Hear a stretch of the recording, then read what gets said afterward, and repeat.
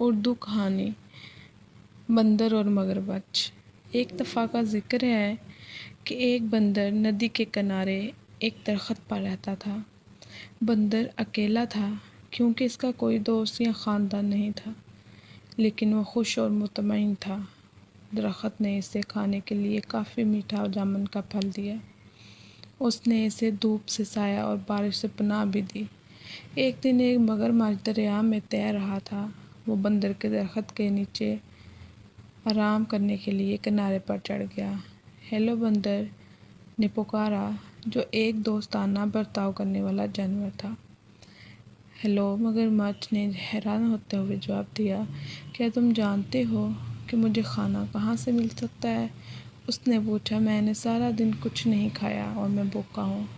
اب آپ سوچ رہے ہوں گے کہ مگرمچھ بندر کو کھا جانا چاہے گا، لیکن یہ بڑا ہی شفیق اور شریف مگرمچھ تھا اور یہ خیال کبھی اس کے دماغ میں نہیں آیا تھا۔ میرے درخت میں بہت پھل ہیں، کیا آپ کچھ کھانا چاہیں گے؟ بندر نے کہا، جو خود بھی بہت مہربان تھا۔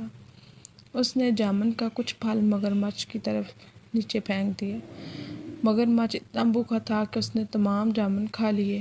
حالانکہ مگرمچھ عام طور پر پھل نہیں کھاتے تھے، اسے میٹھا پھل بہت پسند تھا اور گلابی گدے نے اس کی زبان کو جامنی بنا دیا۔ جب مگرمچھ اپنی مرضی کے مطابق کھا چکا تھا تو بندر نے کہا، جب بھی آپ مزید پھل چاہیں واپس آ جائیں۔ جلدی ہی مگرمچھ ہر روز بندر کے پاس آتا تھا۔ دونوں جانور اچھے دوست بن گئے۔ وہ باتیں کرتے، ایک دوسرے کو کہانیاں سناتے اور بہت سے میٹھے جامن ایک ساتھ کھاتے۔ ایک دن مگرمچھ نے بندر کو اپنی بیوی اور خاندان کے بارے میں بتایا۔ بندر نے کہا، آج واپس جاتے وقت اپنی بیوی کے لیے بھی کچھ پھل لے جانا۔ مگرمچھ کی بیوی کو جامن بہت پسند آئے۔ اس نے پہلے کبھی اتنے میٹھے چیز نہیں کھائی تھی، لیکن وہ اپنے شوہر کی طرح مہربان اور نرم مزاج نہیں تھی۔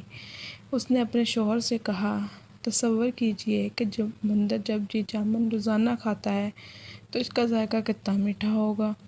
مہربان مگرمچھ نے اپنی بیوی کو سمجھانے کی کوشش کی کہ وہ بندر کو نہیں کھا سکتا، وہ میرا سب سے اچھا دوست ہے، اس نے کہا۔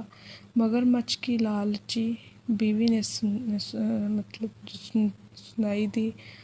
اس نے اپنے شوہر سے وہ کام کروانے کے لیے جو وہ چاہتی تھی۔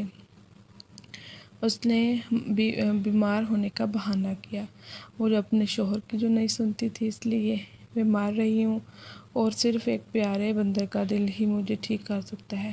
اس نے اپنے شوہر کو پکارا، اگر تم مجھ سے محبت کرتے ہو تو تم اپنے دوست بندر کو پکڑو گے اور مجھے اس کا دل کھانے کو دو گے۔ بیچارے مگرمچھ کو سمجھ نہیں آ رہی تھی کہ وہ کیا کرے۔ وہ اپنے دوست کو کھانا نہیں چاہتا تھا، لیکن وہ اپنی بیوی کو مرتے نہیں دیکھنا چاہتا تھا۔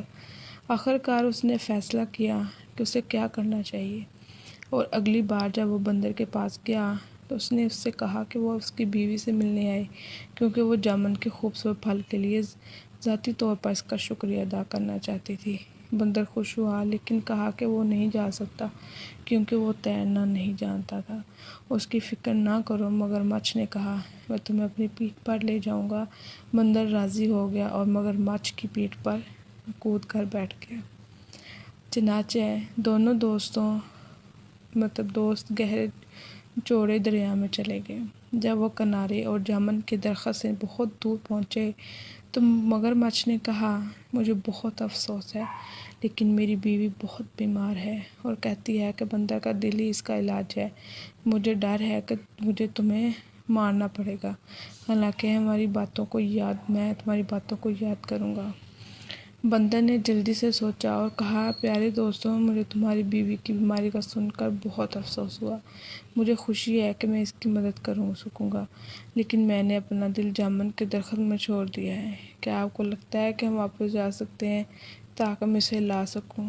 مگرمچھ نے بندر کی بات مان لی۔ وہ مڑا اور تیزی سے تیر کر جامن کے درخت کی طرف چلا گیا۔ بندر نے اس کی پیٹھ سے چھلانگ لگا کر اپنے درخت کی حفاظت میں چڑھ گیا۔ میں نے سوچا، کیا میرے دوست ہیں؟ اس نے پکارا، کیا تم نہیں جانتے کہ ہم اپنے دل کو اپنے اندر رکھتے ہیں؟